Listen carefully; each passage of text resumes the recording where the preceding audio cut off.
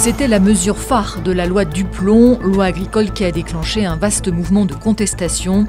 La réintroduction de l'acétamipride a été censurée par le Conseil constitutionnel car contraire à la Charte de l'environnement.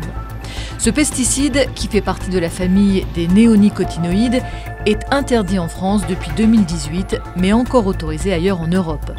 La levée de cette interdiction avait cristallisé la colère des plus de 2 millions de signataires de la pétition réclamant l'abrogation de la loi Duplon, adoptée début juillet.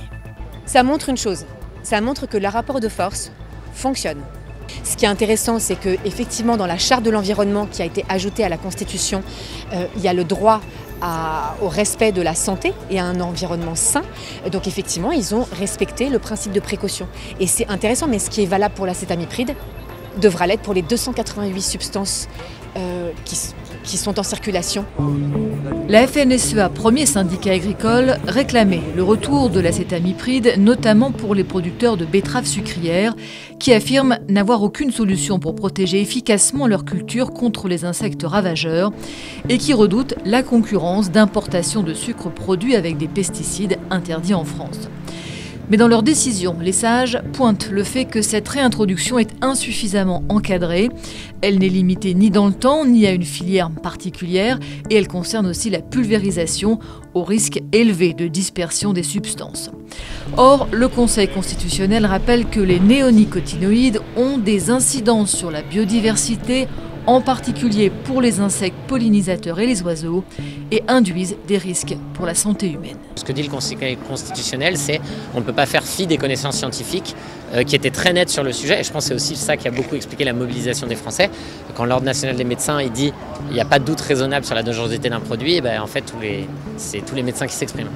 Les principaux risques listés par le monde médical sont des troubles neurodéveloppementaux, des cancers pédiatriques et des maladies chroniques. Il y a une étude notamment qui a été faite, je crois, auprès de femmes californiennes, femmes enceintes, qui a prouvé que lorsque ces femmes vivaient dans un rayon de moins de 1 km de culture dans lesquels on utilise l'acétamipride, les enfants, à la naissance, se retrouvent avec des troubles du développement puisqu'on remarque que leur niveau de quotient intellectuel est plus bas que des enfants qui n'ont pas été impactés durant la grossesse de leur mère.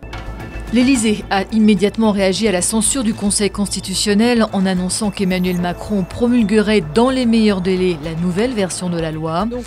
Et la ministre de l'Agriculture, Aude Genevard, a elle aussitôt assuré que le gouvernement ne laisserait pas sans solution les filières menacées par cette décision, qualifiée d'inacceptable et d'incompréhensible par la FNSEA.